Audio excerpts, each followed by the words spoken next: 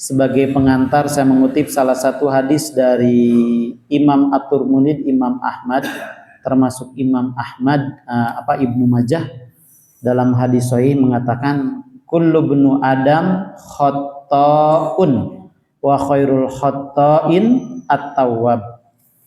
Setiap anak Adam, setiap manusia khata'un. Khata'un itu salah.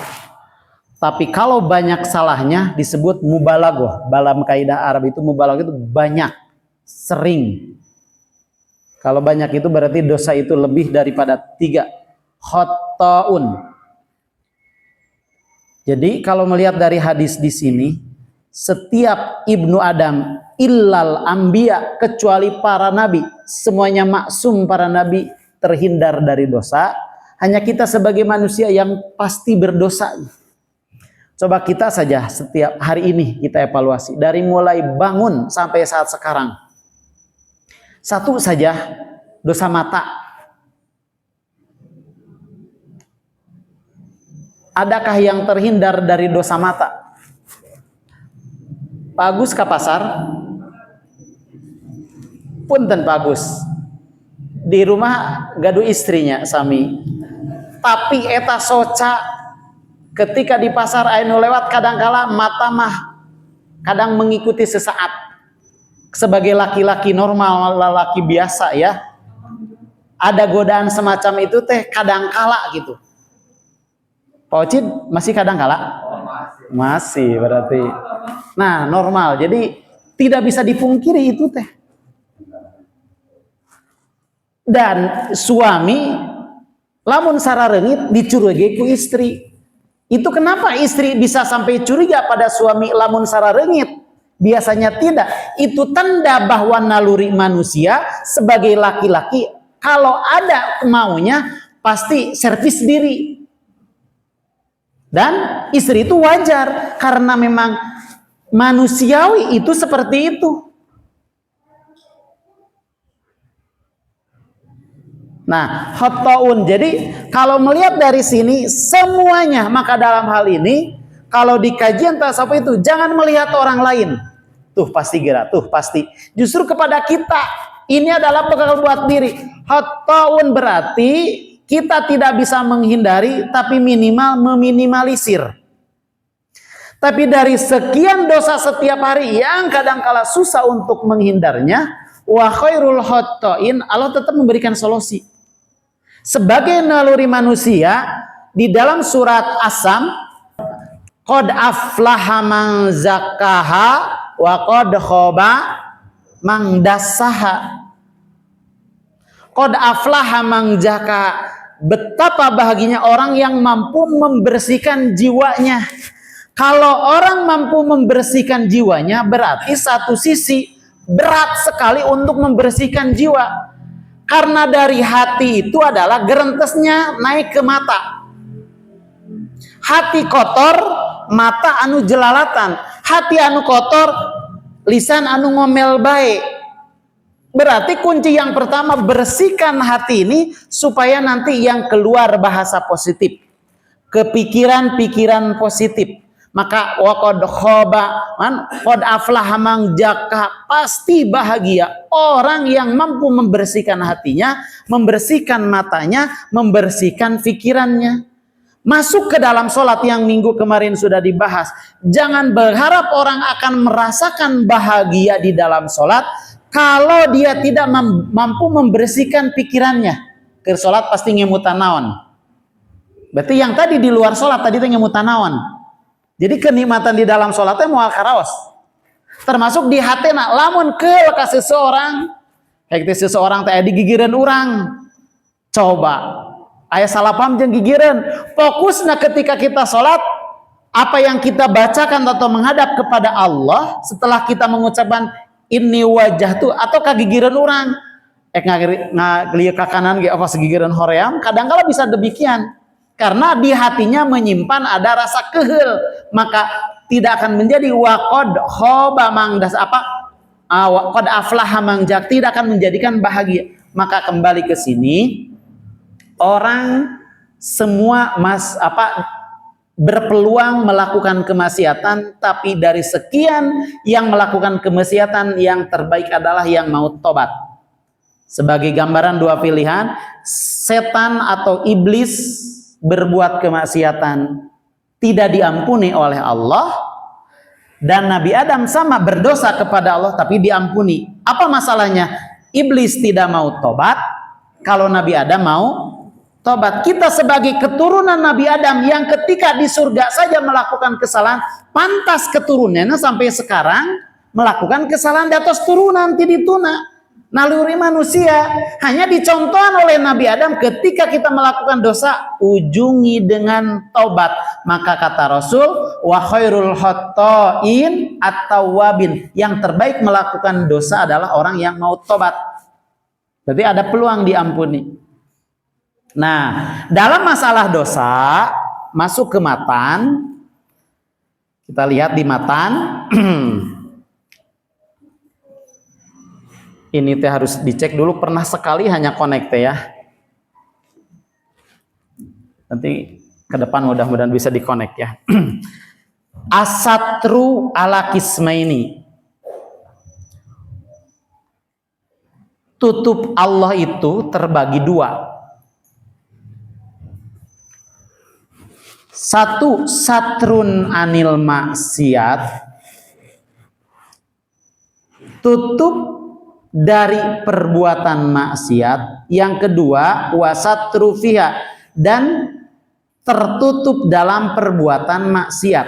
Segitu dulu. Harus dipahamkan, kita sama-sama memahami bersama. Kalau tadi bahwa manusia itu berbuat dosa, ada peluang. Yang maksum itu hanya para nabi. Tapi dalam orang berbuat maksiat itu, satu, ada orang yang Allah menutupi, menghalangi manusia dari berbuat maksiat. Kalau di sini adalah tertutup dari perbuatan maksiat, tidak melakukan dosa. Yang kedua, tertutup dalam berbuat maksiat. Rada mirip-mirip sedikit. Ulangi, satu orang dengan bahasa sederhananya. Pertama, orang yang ditutup oleh Allah untuk melakukan maksiat.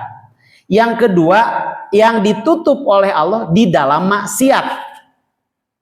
Sebagai gambarannya di bawah, fal amatu, yang pertama, yatlubuna minallahi asatru fiha khosyatan sukutu martabati indal haq. Ada orang umum, manusia berbuat maksiat itu menutupi aib-aib kemaksiatannya karena khawatir orang lain tahu. Yang satu sisi, wasatrun fiha, ya, wasatrun anil maksiat, orang yang berharap tidak kena maksiat. Nah, ini masih belum nyambung. Yang pertama, umum dulu. Orang yang pertama menutupi kemaksiatannya, khawatir orang lain tahu. Contoh, orang jual di pasar, si kiloana teh diutak-atik, dikurangi dengan harapan dapat untung lebih.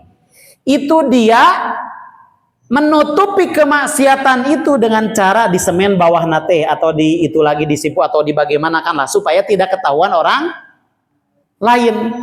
Itu adalah menutupi kemaksiatannya dengan cara seperti itu, khawatir orang lain tahu. Ada yang kedua, orang yang hosoma, yang spesial, orang yang berharap Allah menutupi kemaksiatannya, tidak terjerumus pada kemaksiatan.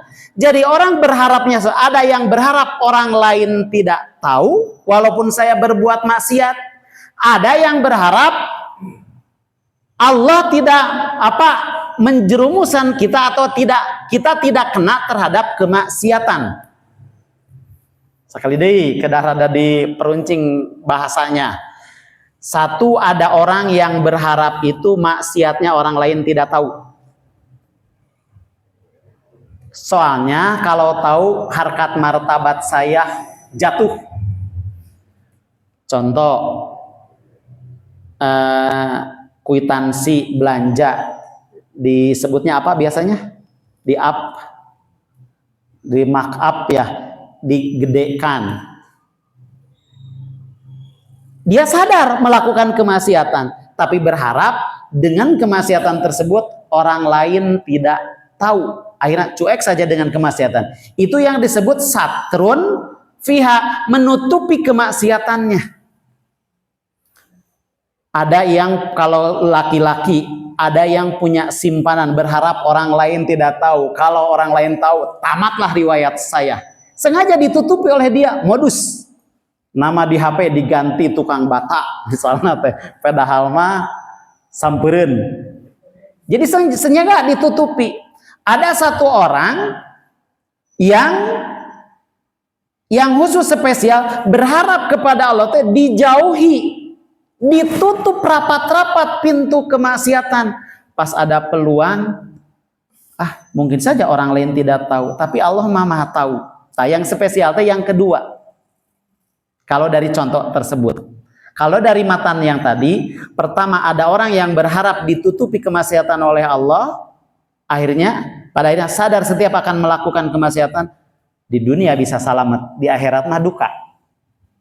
Ada yang orang berharap kena asal batur teu apaleun, maka tutup rapat-rapat.